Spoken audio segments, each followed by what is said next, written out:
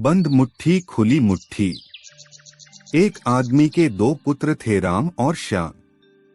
दोनों थे तो सगे भाई, पर एक दूसरे के बिल्कुल विपरीत। जहां राम बहुत कंजूस था, वही श्याम को फिजूल खर्ची की आदत थी। दोनों की पत्नियां भी उनकी इस आदत से परेशान थीं।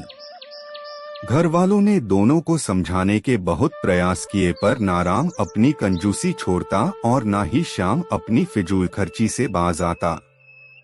एक बार गांव के करीब ही एक सिद्ध महात्मा का आगमन हुआ।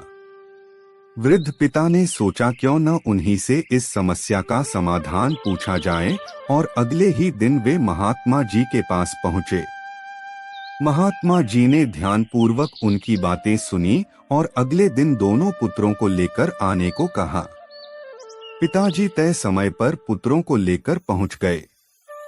महात्मा जी ने पुत्रों के सामने अपनी बंद मुट्ठियां घुमाते हुए कहा, बातों, यदि मेरा हाथ हमेशा के लिए ऐसा ही हो जाए तो कैसा लगेगा? पुत्र बोले, ऐसे में तो ऐसा लगेगा जैसे कि आपको कोढ़ हो। अच्छा, अगर मेरे हाथ हमेशा के लिए ऐसे हो जाएं तो कैसा लगेगा? महात्मा जी ने अपनी फैली हथेलियां दिखाते हुए पूछा। जी, तब भी यही लगेगा कि आपको कोढ़ है। पुत्र बोले। तब महात्मा जी गंभीरता से बोले, पुत्रों, यही तो मैं तुम्हें समझाना चाहता हूँ। हमेशा अपनी मुट्ठी बंद रखना यानी कंजूसी दिखाना, या हमेशा अपनी हथेली खुली रखना यानी फिजूल खर्ची करना एक तरह का कोढ़ ही तो है।